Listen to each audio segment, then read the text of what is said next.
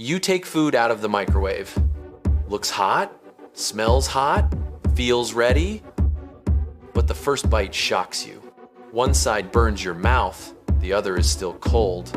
That's because microwaves don't heat evenly. They create invisible hot zones and cold zones. Microwaves shake water molecules inside your food. But unfortunately, not every spot gets the same energy. So one bite turns into lava, while the next feels like it never warmed up. Fix it fast. Stir your food and spread it out. Then let it rest for 30 seconds.